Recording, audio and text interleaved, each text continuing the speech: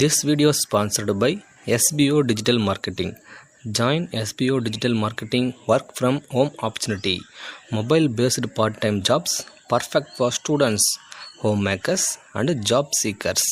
Skip பண்ணாதீங்க. பெரிய தப்பு. தினம் 300 ரூபாய் சம்பாதிக்க அரிய வாய்ப்பு. இன்ஸ்டாகிராம், ஃபேஸ்புக் பயன்படுத்த தெரிந்தால் போதும். Content post and content publishing மூலமா தினம் 300 ரூபாய் சம்பாதிக்கலாம். இந்த வேலை செய்ய 5 நிமிடம் போதும். Work training support, group communication support, all language customer live chat support, முக்கியமா சொந்தமா ஒரு பிசினஸ் ஸ்டார்ட் பண்ற அளவுக்கு உங்களால கற்றுக்கொள்ளவும் முடியும், சம்பாதிக்கவும் முடியும். இந்த வேலை வாய்ப்பு வழங்குவது 5 வருடத்திற்கு மேல ரன் ஆகிட்டு இருக்க நம்ம தமிழ்நாட்டு company school of business organisation private limited. மேலும் விவரங்களுக்கு டிஸ்கிரிப்ஷன்ல கொடுத்திருக்க நம்பருக்கு வாட்ஸ்அப் பண்ணுங்க.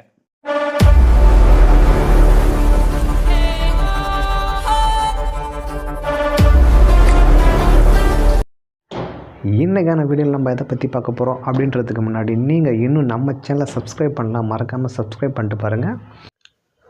இன்றைக்கான வீடியோவில் வந்து 6th புக்கில் வந்து பாலிட்டி பார்க்க போகிறோம். இந்தியாவில் குறைவாக மழை பெய்யும் இடம் எதுனா வந்து ராஜஸ்தானில் உள்ள ஜெய்சால்மர் என்ற இடத்துல 2001ஆம் ஆண்டு மக்கள் தொகை கணக்கெடுப்பின் பிறகு இந்தியாவில் முக்கிய மொழிகள் எண்ணிக்கை எத்தனை இருந்ததுன்னா 122 மொழிகள், பிற மொழிகள் வந்து 1599 இருந்துச்சு. இந்தியாவில் உள்ள முக்கிய மொழி குடும்பங்கள் எத்தனைனா வந்து 4 வகை, அதாவது திராவிடம், இந்தோ ஆரியன், ஆஸ்ட்ரோ அஸ்டிக், சீன திபெத்தியன் ஆகும். இந்தியாவில் பழமையான மொழி எதுனா தமிழ். திராவிட மொழிகளின் தாய் எதுனா தமிழ். இந்தியாவில் தமிழர்களின் சதவீதம் எவ்வளோ 5.91%. இந்திய அரசியலமைப்பு சட்டத்தின் எந்த அட்டவணை மொழிகளை பற்றி கூறுகிறதுனா வந்து அட்டவணை 8. இந்தியாவில் அட்டவணையிடப்பட்ட மொழிகள் எத்தனைனா வந்து 22. தமிழ் மொழி செம்மொழியாக அறிவிக்கப்பட்ட ஆண்டு வந்து 2004. அடுத்தது வந்து தற்போது இந்தியாவில் உள்ள மொழிகளில் எத்தனைனா வந்து செம்மொழிகள் எத்தனைனா வந்து 6. தற்போது இந்தியாவில் உள்ள மாநிலங்களின் எண்ணிக்கை வந்து 28. தற்போது இந்தியாவில் உள்ள யூனியன் பிரதேசங்களின் எண்ணிக்கை வந்து 8. இந்தியாவில் கிடைக்க பெற்ற கல்வெட்டுகளில் அதிக அளவில் எந்த மொழி இருந்தனா வந்து தமிழ் தான். நடனங்கள் மற்றும் மாநிலங்களில் வந்து நடனம் வந்து கதக் வந்து வட இந்தியா, சத்ரியா வந்து அசாம், மணிப்புரி வந்து மணிப்புரி. அடுத்ததாக வந்து ஒடிசி வந்து ஒடிசா, யக்ஷகானம் வந்து கர்நாடகா, குச்சிப்புடி வந்து ஆந்திரா, கதகளி வந்து கேரளா, பரதநாட்டியம் வந்து தமிழ்நாடு. அடுத்தது வந்து நாட்டுப்புற நடனங்களை பற்றி பார்க்கலாம். மாநிலம் மற்றும் புகழ்பெற்ற நடனமாக பார்க்கலாம். தமிழ்நாட்டில் வந்து கரகாட்டம், ஒயிலாட்டம், கும்மி, தெருக்கூத்து, பொம்மலாட்டம், புலியாட்டம், கோலாட்டம், தப்பாட்டம் இதெல்லாம் இருக்குது. கேரளாவில் வந்து தெய்யம், மோகினி ஆட்டம் இருக்குது. பஞ்சாபில் வந்து பங்க்ரா, ஜம்மு அண்ட் காஷ்மீரில் வந்து தும்ஹல், குஜராத்தில் வந்து கார்பா தாண்டியா, அடுத்து வந்து ராஜஸ்தானில் வந்து கல்போனியா கூமர், அடுத்து வந்து உத்தரப்பிரதேசில் வந்து ராசிலியா சோலியா, அடுத்ததாக வந்து அசாமில் வந்து பிஹரி. அது வந்து டிஸ்கவரி ஆப் இந்தியா என்ற நூலின் ஆசிரியர் வந்து ஜவஹர்லால் நேரு. இந்தியாவில் வேற்றுமையில் ஒற்றுமை உள்ள நாடாக விளங்குகிறது வந்து என்று சொல்லி எந்த இடத்தில் விடப்பட்டதுன்னா டிஸ்கவரி ஆப் இந்தியா. இந்தியாவை மனித இனங்களின் அருங்காட்சியகம் என அறிவிப்பது வந்து V.S. Smith. Discovery of India என்ற நூலின் ஆசிரியர் யாருன்னா வந்து ஜவஹர்லால் நேரு. அடுத்த வந்து 8th புக்கில் இருக்க பாலிட்டி பார்க்கலாம். ஃபஸ்ட்டு வந்து செக்குலரிசம் என்ற பதத்தை உருவாக்கியவர் யாருன்னா வந்து ஆங்கில பத்திரிகை எழுத்தாளர் ஜார்ஜ் ஜேக் ஹோல்பேயர்.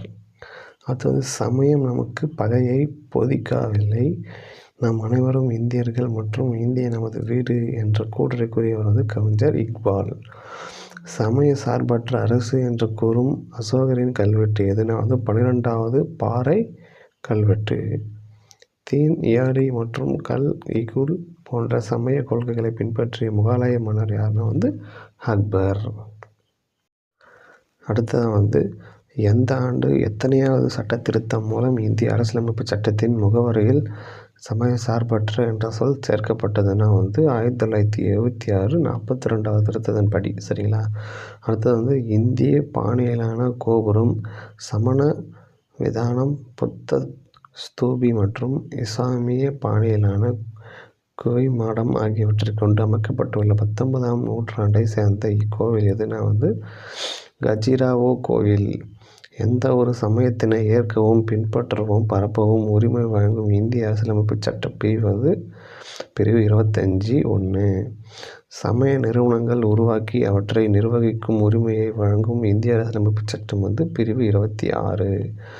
சமயத்தின் பெயரால் அரசானது எந்த குடிமகனையும் வரி செலுத்துமாறு வற்புறுத்தக்கூடாது என கூறும் இந்திய அரசியலமைப்பு சட்டம் பிரிவு 27. அடுத்தது சில கல்வி நிறுவனங்களில் மதம் சார்ந்து நடைபெறும் சமய போதனைகளை அல்லது சமய வழிபாடு நிகழ்ச்சிகளில் கலந்து கொள்ளாமல் இருக்கும் உரிமையை வழங்கும் இந்திய அரசியலமைப்பு சட்டம் பிரிவு 28. அரசு உதவி பெறும் கல்வி நிறுவனங்களில் மதம், இனம், சாதி, மொழி ஆகியவற்றை அடிப்படையில் பாகுபாடு காட்ட தடை விதிக்கும் இந்திய அரசியலமைப்பு சட்டப்பிரிவு பிரிவு 29(2). அக்பரின் கல்லறை எங்கு உள்ளதுன்னா ஆக்ரா அருகில் சிக்கந்தரா. இன்றைக்கான வீடியோ நிறைய இம்பார்ட்டன்ஸ் கொஸ்டின்ஸ்லாம் பார்த்துருவோம். நெக்ஸ்ட் வீடியோவில் இன்னும் சில இம்பார்ட்டன்ஸ் கொஸ்டின்ஸ்லாம் பார்க்கலாம். நன்றி.